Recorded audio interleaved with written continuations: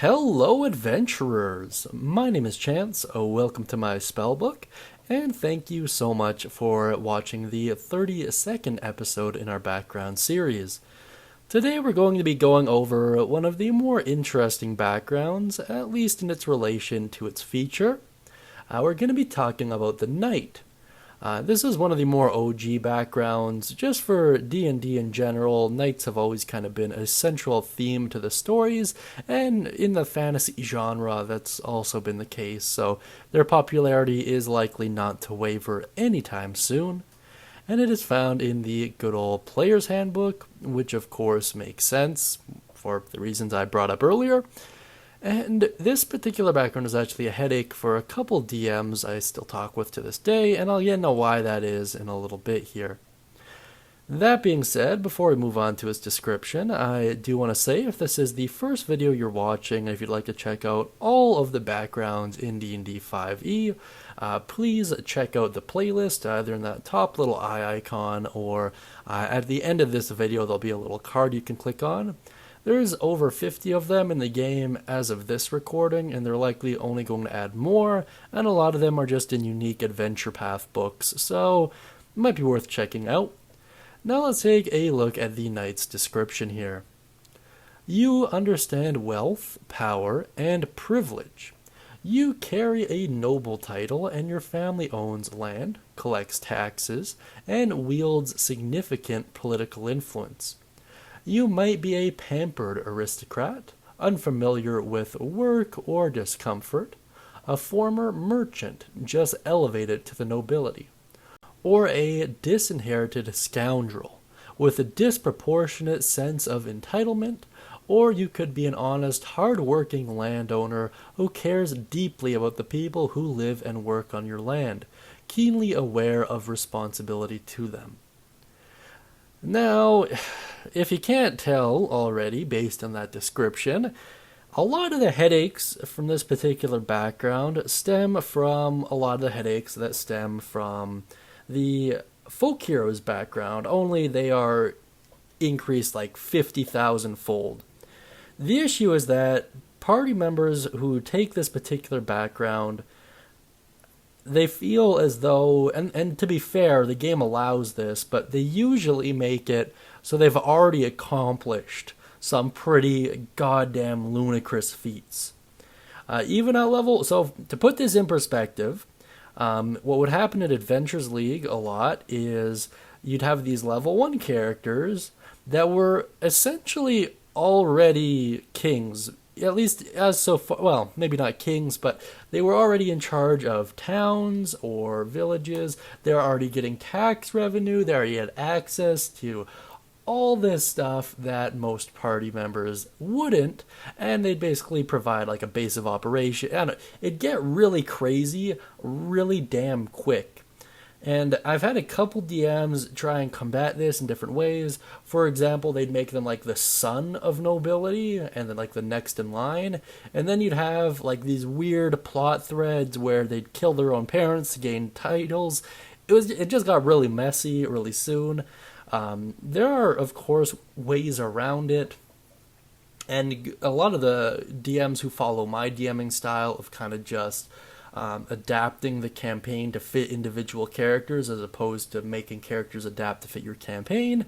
I just have like, what I used to do was I just have like raiding parties, just like gun down these towns and villages if they weren't adequately protected.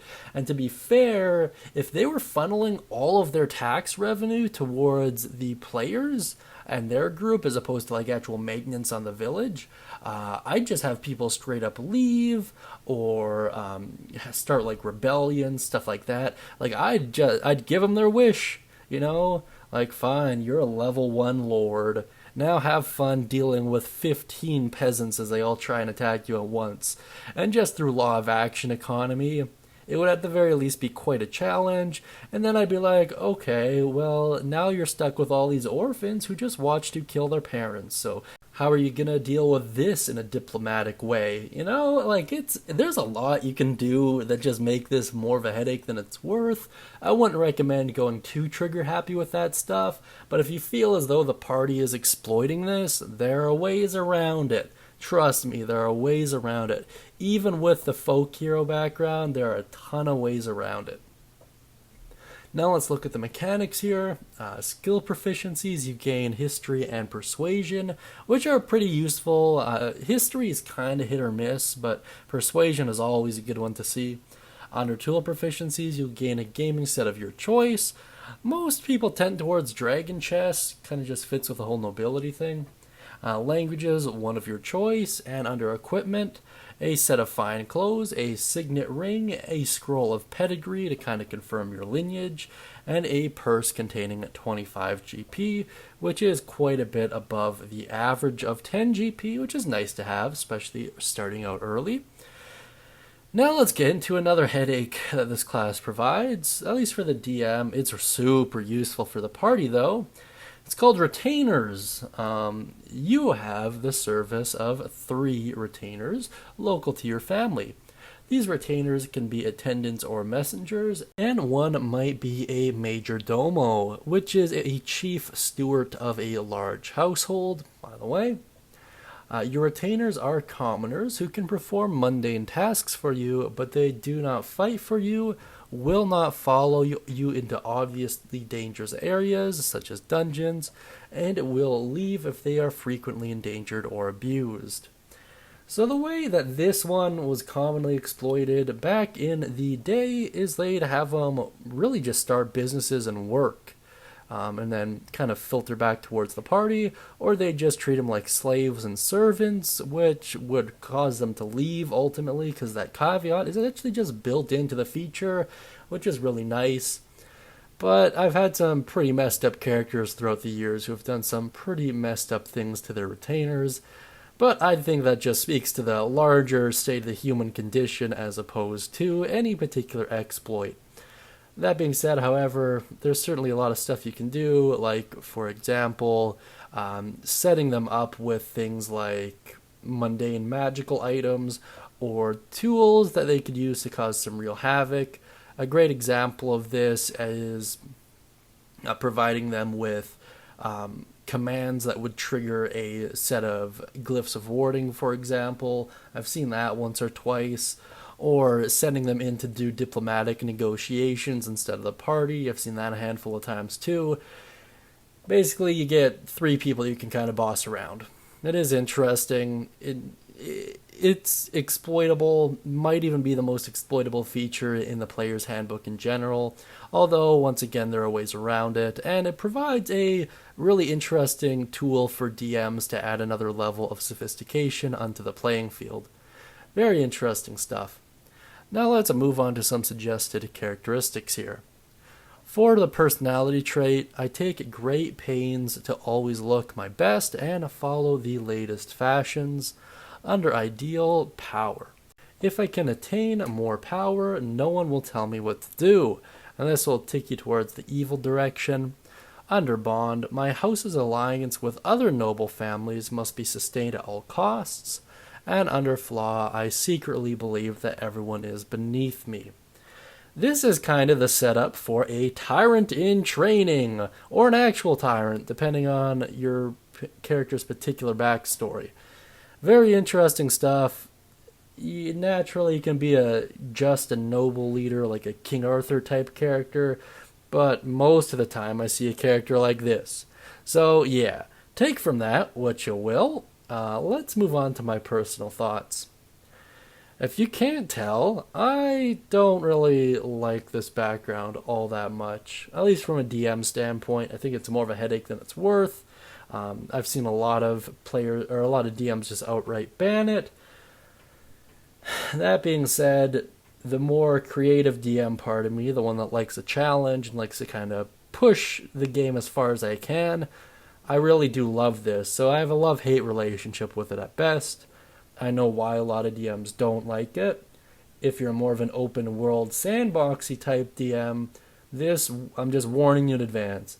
This is likely to completely derail any semblance of a campaign you were planning on having. The easiest way around this is to apply real world conflict to this character's little fantasy world, which sounds terrible, I guess, but if you're doing a real world sandboxy type world and they're basically allowed to do whatever they want, then it stands to reason that the things they do will have consequences. So that's probably the easiest way to get around any headache that this might cause. However, you also run the risk of other party members feeling like they're outshined, or maybe that the campaign is focused on this one party member in particular, and that might lead them to make some interesting decisions. But you know what? C'est la vie. Just make sure the game's as enjoyable as it can be. However, not everything's in your control, right? And if you're a player and you're playing with someone who has this background, it might be worth having conversations with them about it, maybe away from the table if they get a little too trigger happy. Just be like, hey man, I know you're trying to do this thing, but like we also want to try doing this, and I don't know if you're going to be able to do this while we're doing this, right? Just have conversations like that. Keep it all friendly, keep it all PG. I find usually players are really open to stuff like that, because if you don't have a party to play with, you can't really play D&D with just one person, right? Not really. That being said, if you have any thoughts, questions, or comments regarding the knight background in particular, maybe interesting scenarios you've gone up against and the solutions you've used to combat them, please feel free to let me know down beneath in the comments section.